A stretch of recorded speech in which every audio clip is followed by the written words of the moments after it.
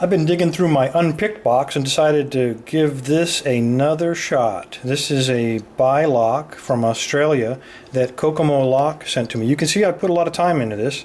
The keyway is starting to show a little bit of wear and tear from the tension wrench. I hate to think what the pins might look like. Let's see if we can get this thing picked. Again, I have picked it. Well, in fact, let me tell you. This is my 51st attempt to pick this lock, and I have disassembled it, and I can tell you there's a sidebar on the left controlled by 6 pins on the left, and there's a sidebar on the right controlled by 6 pins on the right. In learning this lock, I would try to pick one side at a time. I would take the sidebar out, pick one side with the sidebar, and then pick the other side without it, and then swap them.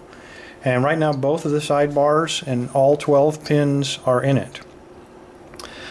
I've tried a lot to pick this. I've spent a lot of time with it, and I have to tell you that I made a lot of mistakes. First, I assumed that you could pick, and again, this came from YouTube. There's a guy who swears that you can pick one side, and then you'll clear the shear line, it'll get a partial set, and then you can pick the other side.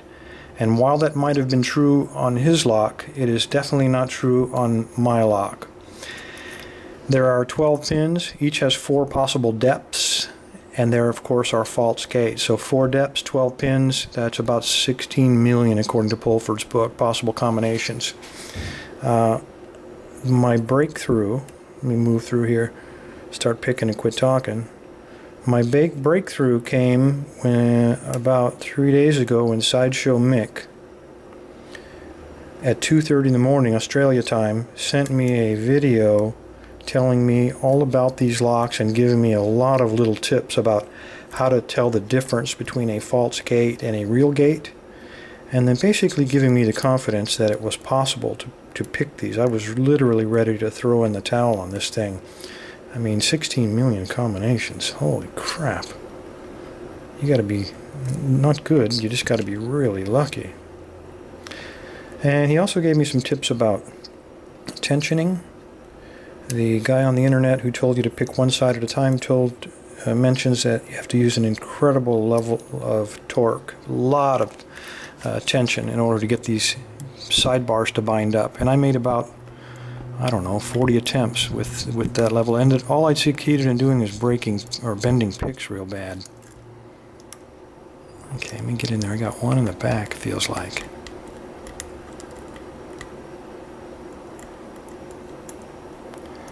So basically you pick it, if you're going to attack these, you're going to pick it just like a 12-pin lock. You have to alternate from side to side, looking for that binding pin and setting him. And then moving around. It might be on the same side, but I found that I'll go once or twice down one side, once or twice down the other. And of course I'm talking like a pro, but as I said, I've only opened this once.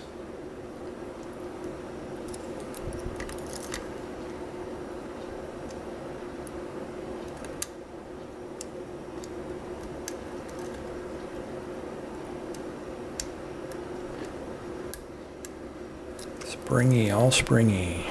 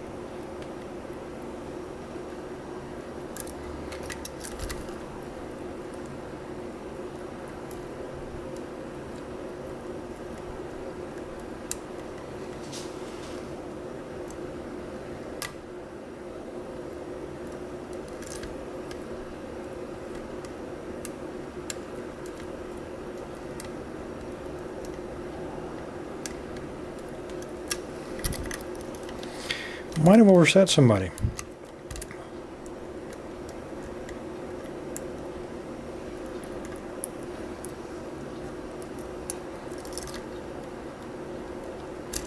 So what I'm going to try to, my tension wrench is starting to fall out on me again because of the wear. I'm going to try to put him back in there without losing anything. Yeah, that happens once or twice. Okay, what do I do with that pick? Here we go.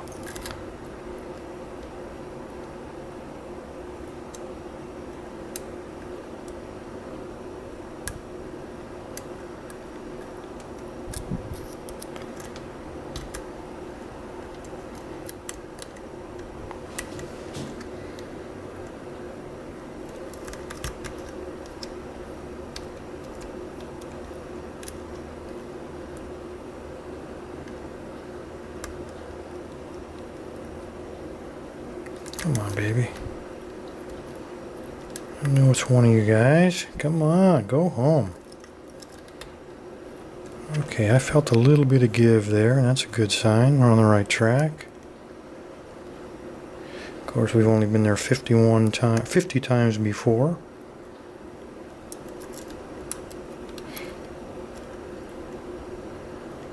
We're at almost 7 minutes.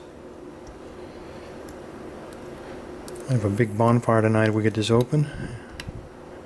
Okay, it's starting to... I got 2 clicks. There we go, baby! Yes!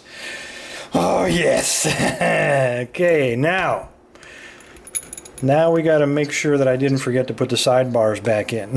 So, I'm going to leave that open. Just in case, I had a screwdriver here. Let's make sure all the guts are in it, so we can take credit for this.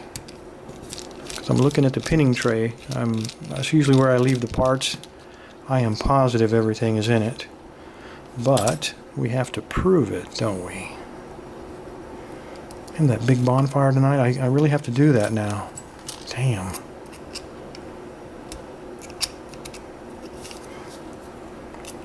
Get that cap off of there. Try to keep everything in frame. It's probably the only BiLock in the United States, but I don't want to be accused of substituting anything. Okay. Okay, I'm going to slide it out, and you will see there. Let me zoom in so you can see this.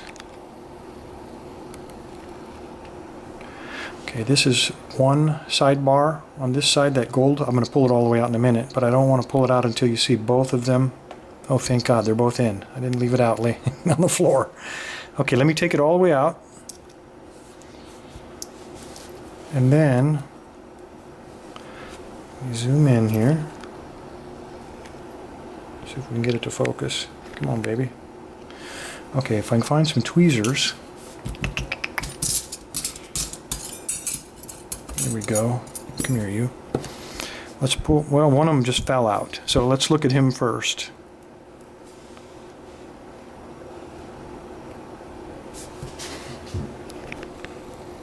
Zoom it out. Okay, completely intact. Nothing broken off or filed down. All the profiles are correct. And the other one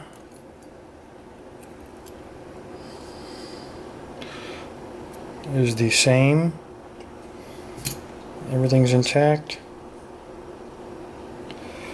And the pins, I'm not going to dump them out, but you can still see. Let me get my pick here.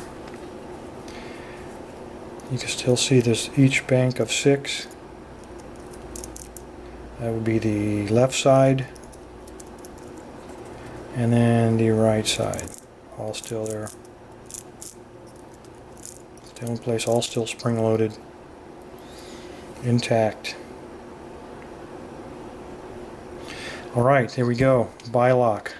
I want to thank Kokomolock for sending me this, giving me a chance. It really is a rare lock here in the United States. I've never seen one, and it really was a surprise when I opened up the package and found out that he had given me one of these. I think it's quite a valuable lock, and I really do appreciate the chance, Coco. I'll try to return the favor.